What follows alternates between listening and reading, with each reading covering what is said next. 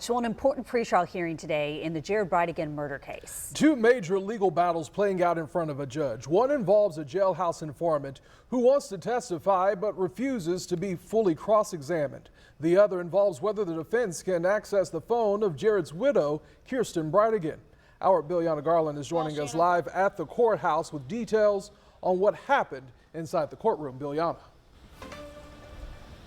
While Shanna Gardner and her estranged husband are tried separately, the judge is still overseeing both of those trials. And today's hearing shows just how complicated both of those trials will be. She says that she wants to hear from both sides, both the prosecution and the defense, before she makes any decisions.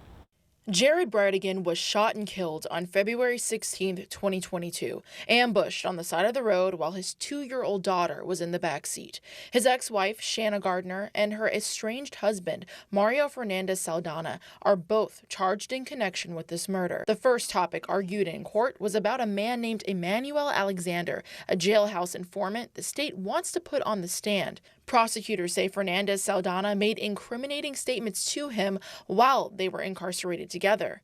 But Alexander has his own pending criminal charges, including accusations that he shot his wife. When attorneys tried to question him about his own case, he invoked his Fifth Amendment right and refused to answer. He says that he has amnesia. The defense argued Monday that is fundamentally unfair. The state argued Alexander has the right not to incriminate himself, but the judge said she cannot accept a blanket Fifth Amendment refusal. She wants a specific hearing. The second major issue involves Shanna Gardner's case. Her defense wants access to Kirsten Bridegan's text messages and social media communication, arguing they could reveal bias, potential witness influence, or credibility issues.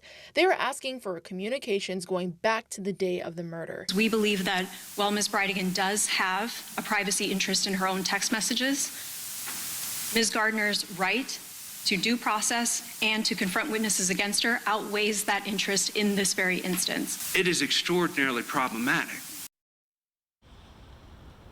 They're all due back in court this Thursday at 3 p.m. And that's where the judge, she will make a decision on the issue with Alexander and also with the communications of Kirsten Bridegan. Live in Jacksonville, I'm Biljana Garland, First Coast News on your side. All right.